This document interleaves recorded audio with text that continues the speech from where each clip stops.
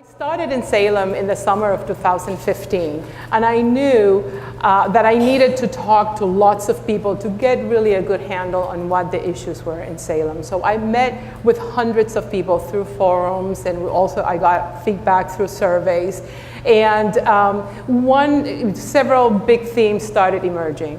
For one thing, the district, it was a district of declining enrollment, so we were experiencing, especially at the high school level, kids leaving our high school to go to private schools, charter schools, some of the technical high schools in the area. We also had pervasive achievement gaps between, amongst many of the subgroups, English language learners, students with disabilities, students that are economically disadvantaged.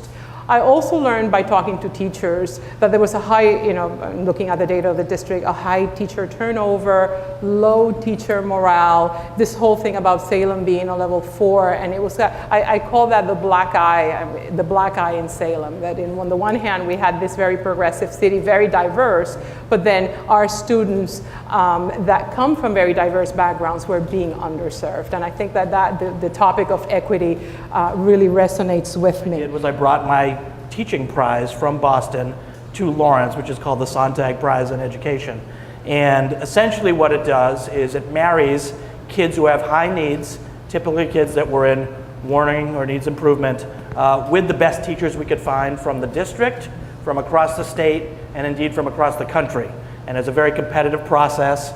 They go through an intense professional development at Harvard. We wine them, we dine them, we give them trophies and jackets and iPhones and iPads, things. Yeah, we give them things. And we treat them like they should be treated every day.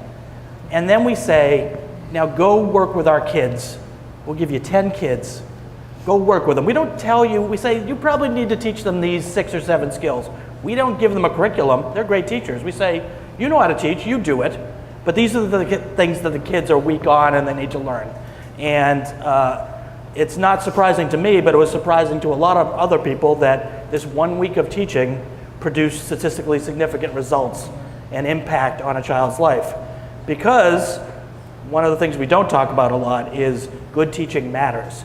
And if you can get 30 hours of just English, you think about your average high school kid goes an hour of English a day. I'm giving you, so in a month that's 20 hours. I'm giving you 30 hours of English in a month, in 1 week, with the best teachers we can find from across the country. It doesn't surprise me at all, it's impactful. Great. So when we first started our relationship with New Profit, one of the things that we noticed was a lot of the work with the social entrepreneurs was work that was being done specifically in big cities. And the Tower Foundation is a family foundation, as you heard, and we have our family living in Buffalo, is actually where the mom and dad were from, Mr. and Mrs. Tower, but with the daughters living in small communities in Massachusetts. And what we said was, the work has to, all this great work is good in these great big cities, but what happens to tier 2 cities, what happens to rural cities, what happens, rural cities, what happens to rural communities, etc. So in what ways can we do this work as we go forward and bring it into a community in the Tower region as one opportunity to demonstrate how this work could be done in that environment? And so again, we picked Essex County because that is one of the communities in which the Foundation's family is living, and also because there was some momentum, and we thought that that was a good opportunity for us to do that.